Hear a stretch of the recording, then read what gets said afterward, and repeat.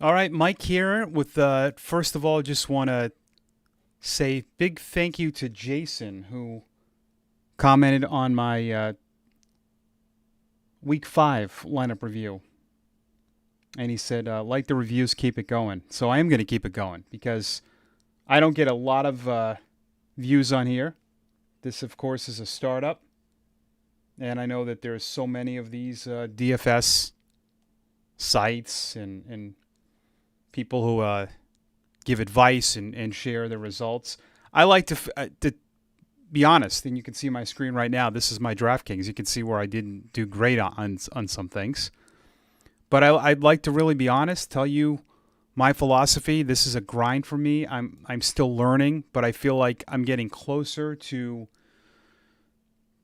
maybe hitting it big. I don't spend a lot of money. I do about $20 on all the sites that I play on, less on SuperDraft, 20 on DraftKings, 20 on FanDuel. I do prop betting now this year. But I do think that what I've found doing was come up with a system. I think all these guys that are great at it, and I research all of them. I watch a lot of their videos. I look at their winning lineups.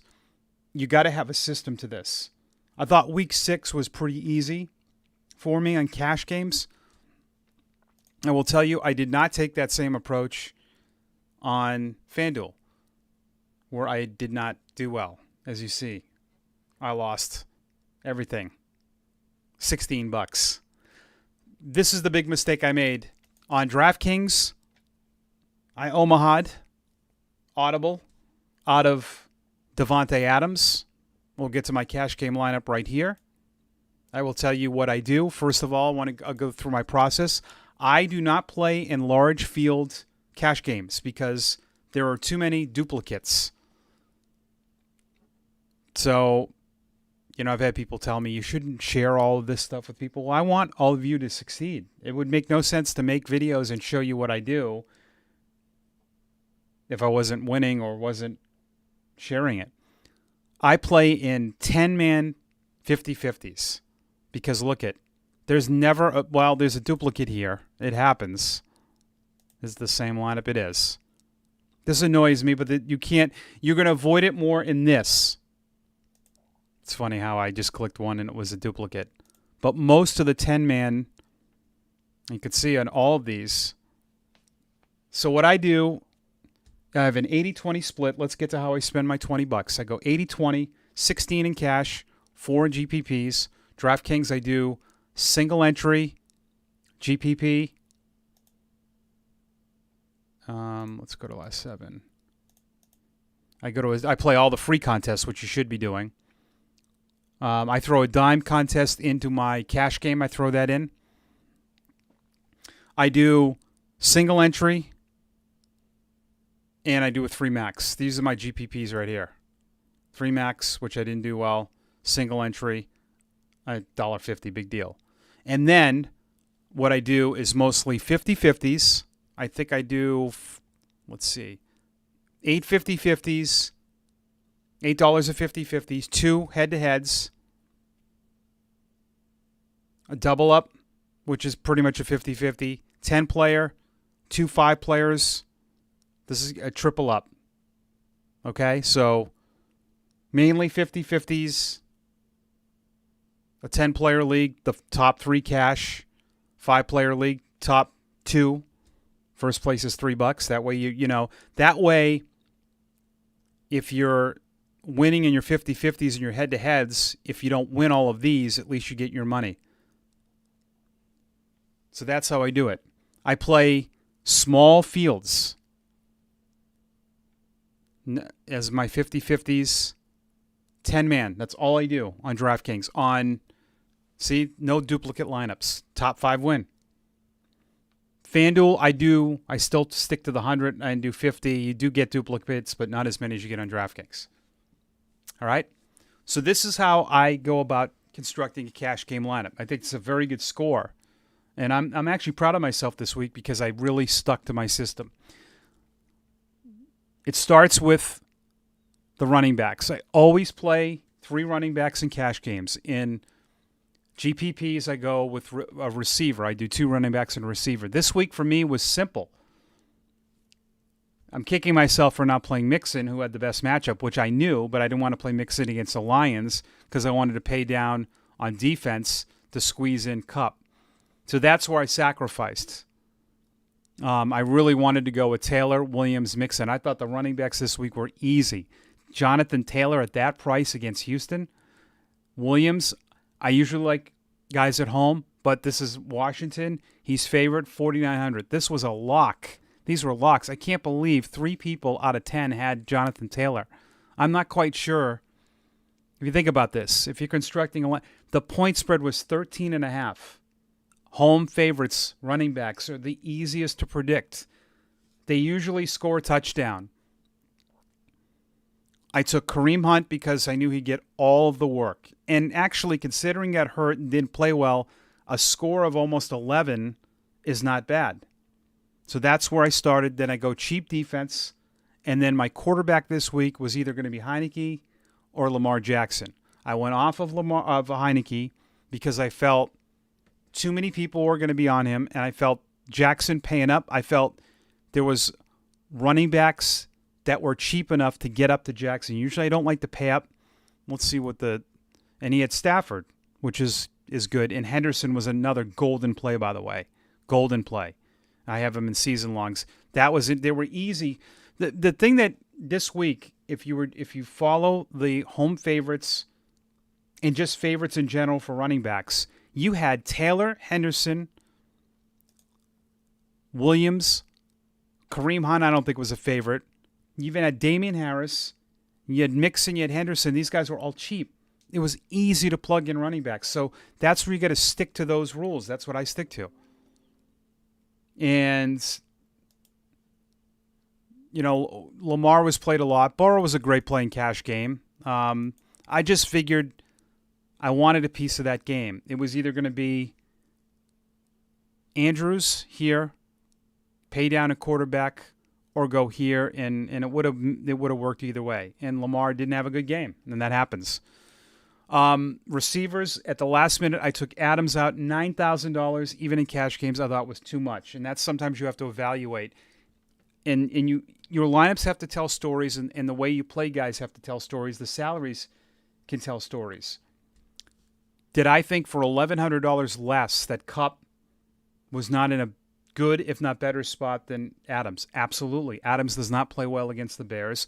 There was a low total. This is the Giants. $1,100 less. Keenan Allen is still a target machine. Don't think it. I mean, only had 5. I mean, that's going to be his worst game of the year. I'm telling you, buy him low and season long, guys. Seriously. Look at some of the matchups.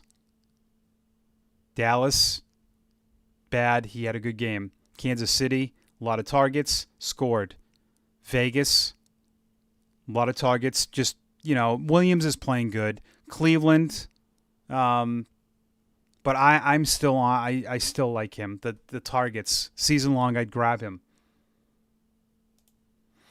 So what I do here is I look for target machines, and I also like to always pay down at tight end. I think if you go to Kelsey in cash games, you're just leaving yourself strapped. I thought for $3,000, for crying out loud, I would have taken a 10 and a touchdown change, get 5 times value out of that.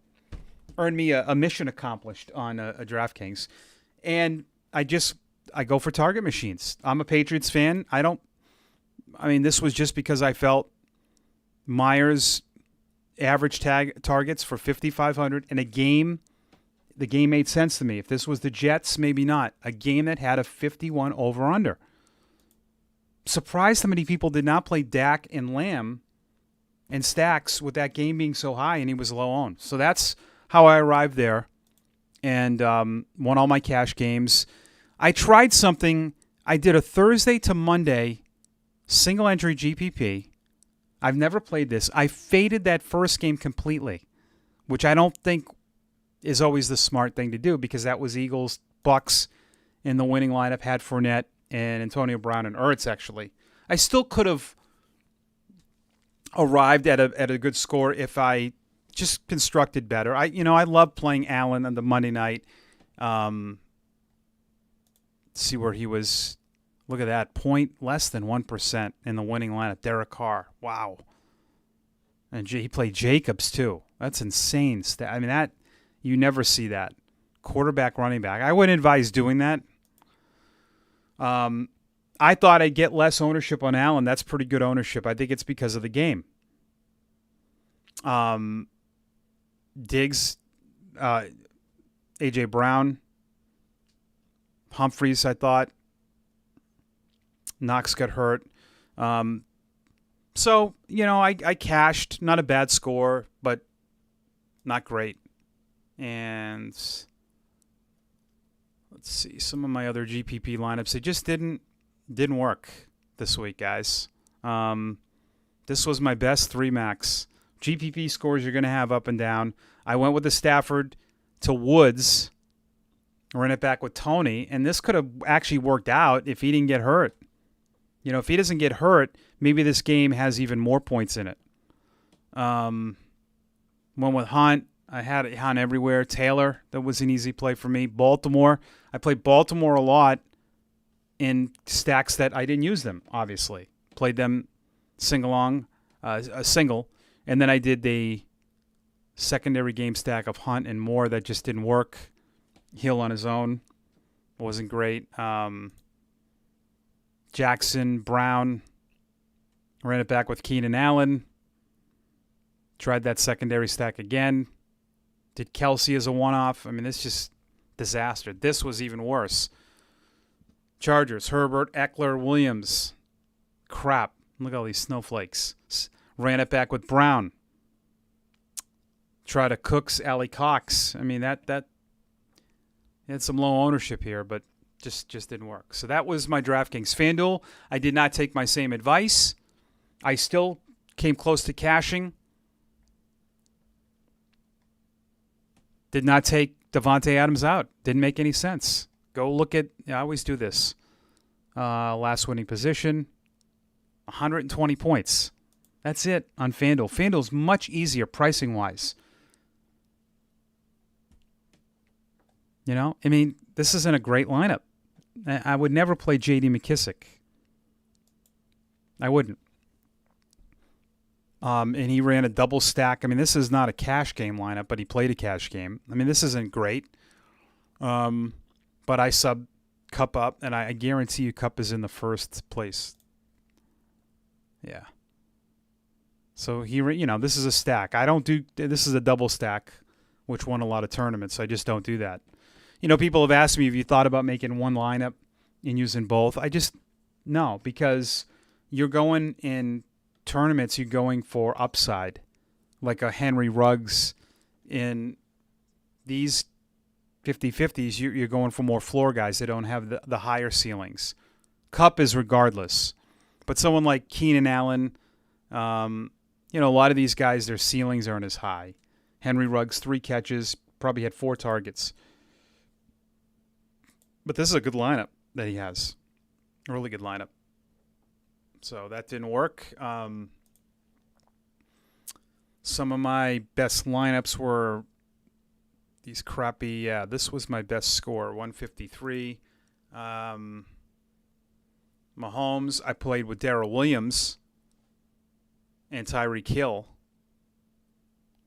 Did not run it back with anybody. Had Mixon. No, I really like this lineup. Darrell Henderson, Raiders. When he scored Stafford with Henderson and Kupp. Looks like he might have. Well, no, he had him in the. I don't know if he late swapped that. And the Rams just went all in against the Giants. And these are just. I mean, the other thing, too, I've noticed on. I want to show you this on FanDuel here. Now, this is 150 max entry. It's a nickel, so I just throw a couple in. I don't do the max out.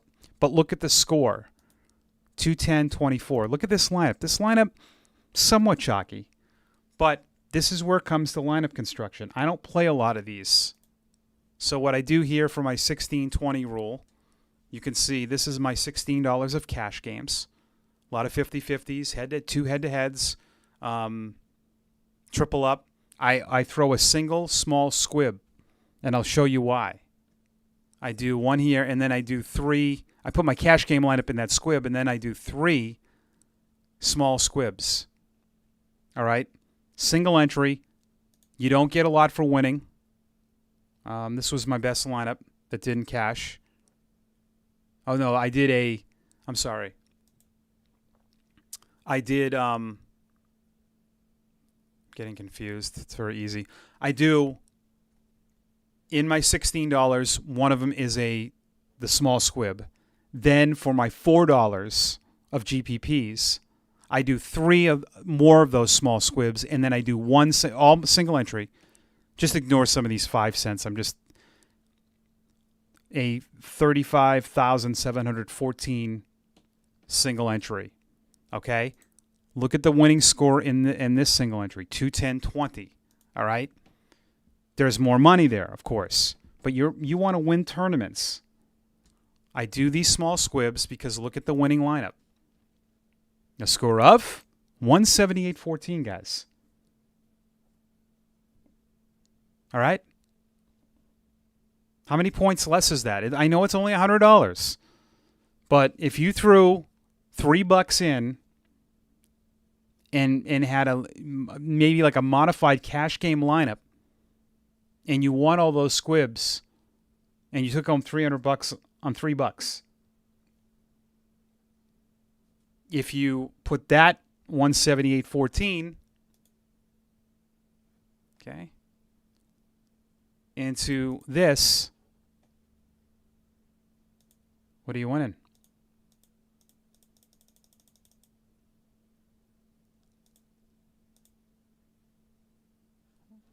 $15. Would you rather win? And if you did 3 of those, you won $30 and $3. Would you rather do these smaller ones and make $300 on $3? And then you know what you could do? You could take that 150 of that 300, go mass enter into the 150 at $1, and do one of those big tournaments, and maybe you hit the 50,000. That's how you win at DFS. But my point is, this is a tournament, and look at this lineup. Stafford, Taylor, Henderson, Kupp. I mean, yeah. Deshaun Jackson, a 1.1. Look at that. He had a 1.1, a guy that caught one pass, and he still won this tournament $100. This doesn't win tournaments because in bigger tournaments, you have to hit on every single lineup spot. We can't do that every time, guys. I can't do that. I haven't won a tournament. Best I've done at one of these, I believe I won $5. So I finished like in here, in the 40s. But the lineup that you need to win $5 in bigger tournaments that are even single entry are sometimes 30, 40 more points. And I know this doesn't look good, but you finished 30. Look at the person that finished 20th in this tournament. Won $7. Let's see their lineup. Okay. Teddy Bridgewater's that's a GPP play. Did he stack it? He did. Small stack. In these smaller tournaments, you can do a smaller stack. You don't even have to run it back with anyone. I would always stack in a tournament regardless of the size. Chalk, chalk, chalk, chalk, chalk, chalk, and 15%. But look at this finishing 20th, 30%, 34%, 21, 20%, 29, 25. And his sneaky play in there was just his stack. I'd like to talk to him. I wonder in his cash games if it's not Bridgewater in his cash games or Sutton. Still could have been Sutton. Maybe it's not Bridgewater. Now, I try to get a little too cute in here with Humphreys. You don't need to do that. You can be chalkier. So, 20% in profit on DraftKings, lost 18 here, profit of 2. SuperDraft, which I love. I think I've showed you this. I do, again, 10 players. Just all cash games, and I did one. A lot of these are Thursdays and free contests. I'll show you. But so basically, SuperDraft is multipliers. I think we've gone over this before. Fantasy points times their multiplier. But all you do here, to me, you don't need to go nuts with high multipliers. I bet this lineup that was last has a bunch of high multipliers. Yep. Williams, Brown. Not too bad, but you can just be chalky. That's all I did. Williams at 165. I don't know why he was so low owned, I thought. Taylor. Kareem Hunt, Ricky Seals-Jones at I basically took my cash game off DraftKings, and even with Adams, and still finished third. One other cool, I did a GPP.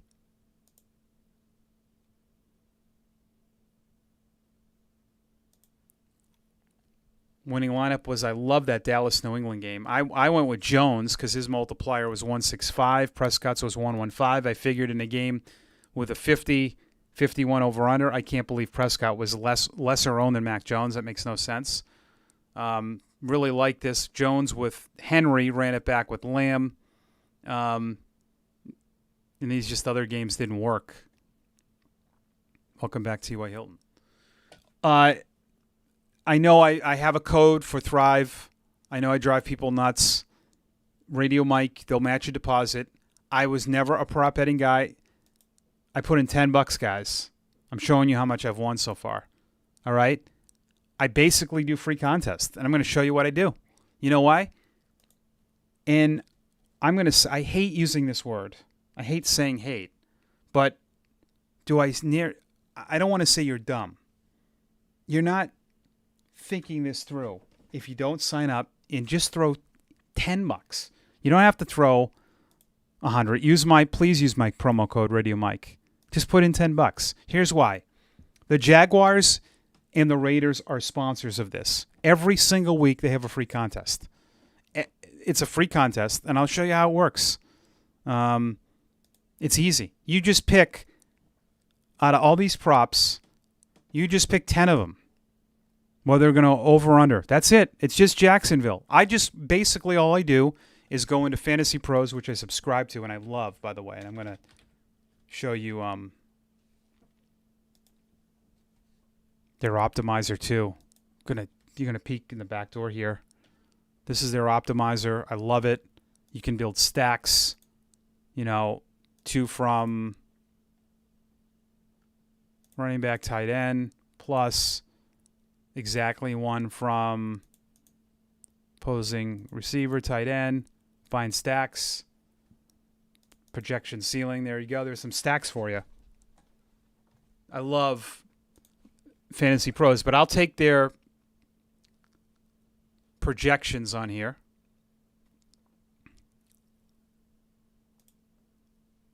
Cheat sheets are going to projections here.